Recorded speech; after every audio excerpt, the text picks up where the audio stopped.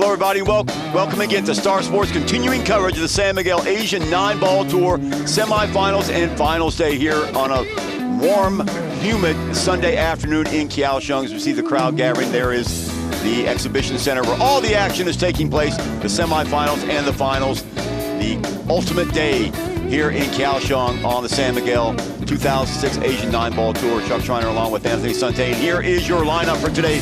First up, Rodolfo Luat and Mohamed Zulfikri. Actually, it will be Hui-kai going against Francisco Bustamante, who will be first up. So two semifinals. The winner of these two matches will go into the finals and a chance to win the $10,000 prize here for the third leg. Confirmation of the first match. Hui-kai versus Francisco Bustamante from the Philippines. So Taipei versus Philippines. Anthony Sante, this probably aren't the players that we thought would be in the finals, but certainly the semifinal matchup, Taipei and Philippines really dominating the tour this year. 9-4 is your score going into rack number 14. Hey, folks, we need to say that official local corps organizer of this event, the Kaohsiung City Government. Watch. Oh, the ball had a mind of its own. The Kaohsiung City Government, co-organizers of this event, San Miguel Asian 9-ball tour. Here we go every Friday, 8 p.m. Hong Kong time on ESPN. The show that kicks off the weekend's football action. So join the guys. Here we go. The English Premier League is set to go, in fact, on August 19th. All the games will be covered live Break 14. on ESPN and Hui-kai Star. break. Score 9-4. The E1 Simonis cloth, these beautiful Brunswick table, are utilized for the San Miguel Asian 9-ball tour. And let's not forget these Aramoth balls. In fact, the Aramoth Pro TV Pro Cup ball will be found in better pool halls all around the world. Once again, the 9 tracking towards that part of the table, as it has been all match long, and we could have an abbreviated rack here. We could. That's very likely. Man, we could. To go on the hill. Wow. Well, the main problem here is knocking down the 1 and maneuvering past those balls, the 6 and the 8, to get to the 2. He's got to wait for his extension. You can't tell me that he's going to shoot this fast. He doesn't. And designs on the 8 as well. Well, he actually hit that hard because he wanted to make sure that he got the 8 out of the way. He got it out of the way, but I'm not so sure that's the position he wanted it. It doesn't appear to be that he's too plussed by that shot. Well, he won't have to worry about that cluster over there because after the 2, he goes for the 4. And then after he goes to the 5, he looks for the combination. So just has to make sure he maneuvers this properly so he gets the right position, because the 9 is a gimme. The 5 to 9 combination is a gimme. So he will follow the 4 down. Try and go on the hill. Beautiful position. And this will do it to put him on the hill, 1 rack away from going into the finals. So Shaw goes up 10-4, and the expression on this gentleman's face tells it all. 10-4 trouncing. And who would have thought Bustamante really making Yang look quite ordinary yesterday? But another day, another opponent. This is why you gotta love pool. That 9 had designs of going down on its own, but Shaw be very patient, positioning himself, and there is the clincher.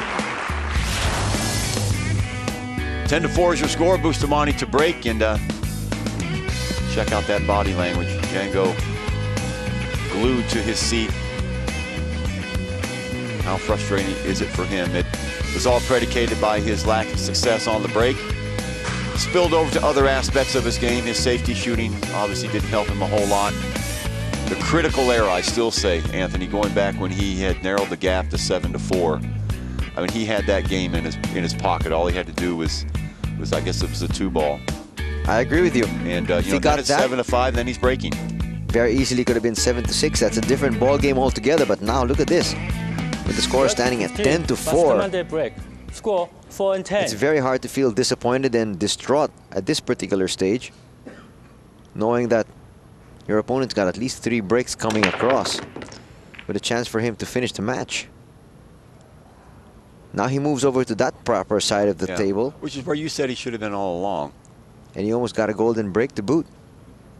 But at the same time, you can see that 9 ball just keeps tracking towards that part of the table, and you can take advantage similar to what Hsia has been doing. A great opening for the 2 here. Unfortunately, he's going for the 1. Yeah. So you might have to kick at the 1, and maybe he's going to try to look for a combination to the 9. Oof, there's your foul. You know, his heart's not in the match right now. I think you saw the way he lined that shot up, Anthony. He just let it rip. So I think in his heart, he's given up. Look at this. Doesn't even stay over the ball, just basically pounds it. And you do that, that's what happens. So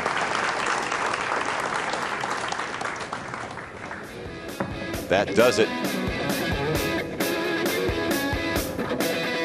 There is your winner, Hsia, on that combination to end proceedings. And he will go into the final. So Chinese Taipei does place a player into the San Miguel 9-ball tour Kaohsiung leg final. Bustamante, how disappointing. Tried to build off that huge victory yesterday over Young. Can't do it, but this man Hsia can. And well, what do you say? If you're Francisco, he lived to play another day, but very, very disappointing for him. He probably would have come into this match as the favorite based on what he did yesterday. Still having more words with the referee. Hsia, on the other hand, keeps it alive for Chinese Taipei.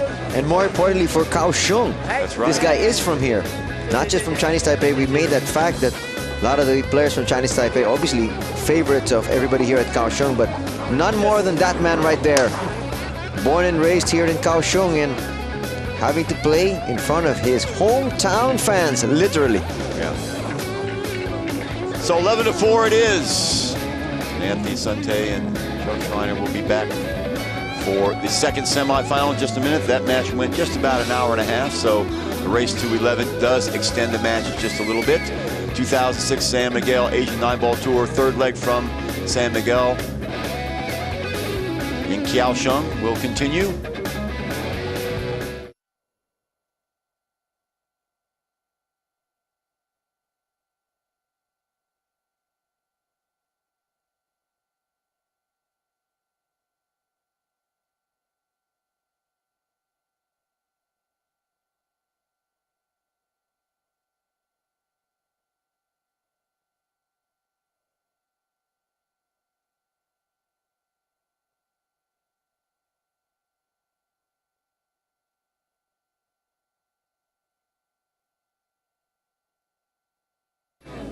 Welcome back to Kaohsiung, ladies and gentlemen. And on a Sunday, what better way to spend your time than go out by the riverside, get in a boat, drink some coffee by one of these beautiful cafes, or wander around the beautiful port city of Kaohsiung. Kaohsiung, the site of the 2006 San Miguel Asian 9-ball tour, semifinals and final days from the Business Exhibition Center here in Kaohsiung, in the heart of the business district. And we just saw Bustamante taking it on the chin to Hui-kai Chai of Chinese Taipei. So Hsia will go into the finals, and who will he meet? Well, it'll be one of these two gentlemen, Rodolfo Luat from the Philippines, who did a good job of dispatching of Wu, the world champion, 9-3, or Muhammad Zulkifli from Indonesia, a surprise Indonesian here in the finalists. The finals here in Kaohsiung.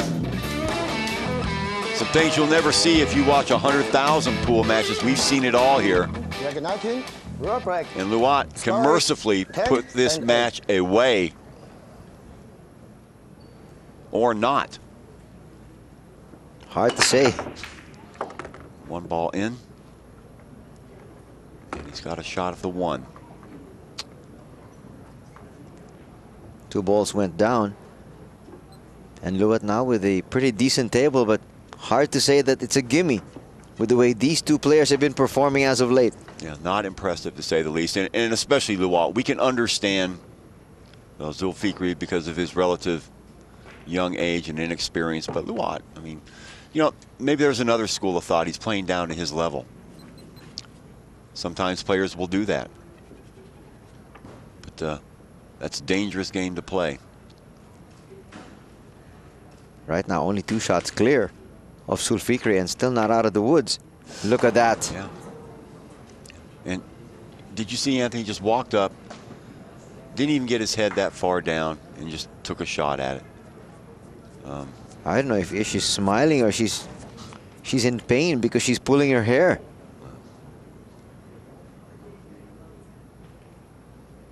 Boy, oh boy, oh boy.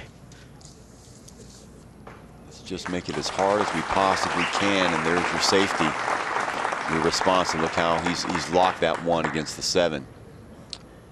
So possible foul in the offing here, probable foul in the offing here, which would give it back to Zulfikri from Indonesia. Remember, if he wins this racket, it's his break, and that would knot it up at 10. Wow, if he could just think about that for a while. Well, the only thing that really Boy Samson Luat can seek solace in the fact that, yes, if it goes like what you said, he'll be coming up to break for the final rack. Foul. The only thing he can do is try and put that 9 against the rail. The main reason why he did that was he wanted to create some problems in the offing. Yeah. He's assuming that the Zulfikri is going to be able to get around the table pretty easily. The 2, since he's got a ball in hand, no question about that. 3. So maybe a mistake in his shooting or placement of the cue ball. Anything. Well, no more room for errors here for Muhammad Zulfikri. No, I mean, he's going to have to step up to the plate now. I mean, he's been given the opportunity. Luat, obviously, there's something wrong with him mentally. He's not concentrating properly. So, you know, Zulfikri, the ball's in his court. You know, and he's gonna miss that. And oh that my ought to do goodness! it. I've seen everything here in this match. That ought to do it, but maybe not. Look at does he see the 3 even? 8 unforced errors already for Zulfikri, but here in the last 4 racks, these 2 players have played miserably. Yeah, this is the sloppiest I've seen since well, the Tanaka game was pretty sloppy too, and the Wu played terrible. So 3 or 4 of these players, lack of concentration. I don't know what it is. That's right, Wu played horrendously. Good safety shot here executed by Boy Samson. A lot of distance between the cue ball and the object ball, which in this case is the 3. And the cue ball is very close to the rail as well. Going to be very difficult for Zulfikri to take control of anything, but look at this. Yep. Knocks down the 7.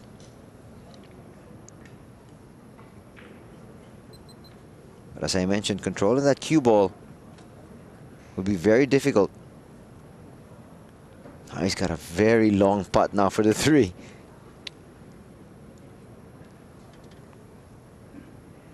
Well, it looks that that placement of the 9 ball that Luat did, remember when he got tied up, that might be significant too, because it is blocking the path of that 4. He knocks that down. He does. Now, has he given himself a shot at the 4 though? I think the 8 has come into play. Yes, it has.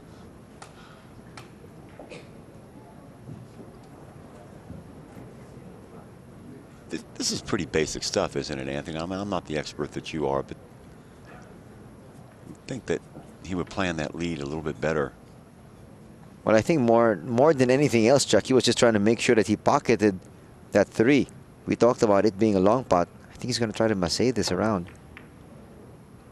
And he does well to do so, but he's opening up the table. Will he be able to park it behind the No. nine ball? No.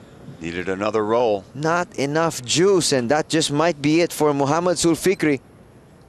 But at the same time, this guy has been very shaky. Yeah, he's been very inconsistent throughout this match, and just not the same player that we saw yesterday. Once again, this is a long pot. Other circumstances, this should be a gimme for Luat.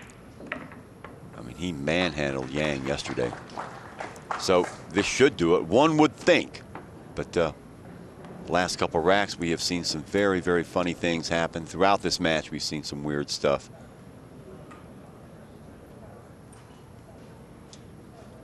But down to this, the heavy favorite, perhaps able to eke out an 11-8 win. That's a fantastic way of putting it, Chuck. Dodging a couple of bullets here and there. Shot his foot here and there as well, but comes out unscathed. Yeah. So Luat from the Philippines advances to the finals at the expense of Zulfikri, the young one, who made some mistakes along the way, but was very game. Jumped on a lot of the mistakes that the Philippine veteran made. Was able to capitalize, but not enough. But he will be well pleased with this tournament here in Kaohsiung, earning a semifinal spot and giving Luat all he can handle for most of the match. Luat still shaking his head. And he will sign off on the clipboard and try and get some rest and build his confidence back up, because it took a beating, I guarantee you, in that match. And he has a formidable opponent coming up against a guy who is in the best form in this tournament so far, Hui-kai from Chinese Taipei, plus the fact that Xia will be playing at home in front of his fans, plus he is from Kaohsiung.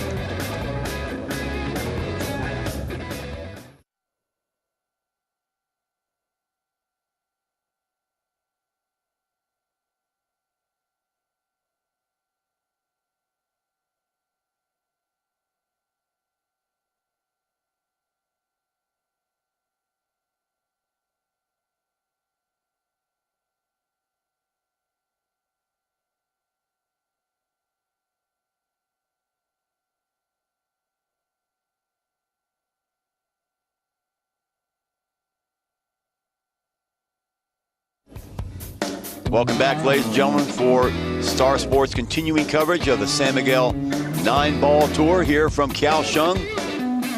Beautiful, balmy summer day in early August here. City basking in the sunlight and all the port activity, the river activity going on. We got a lot of activity ourselves going on in the semifinals and finals. Now we are ready for the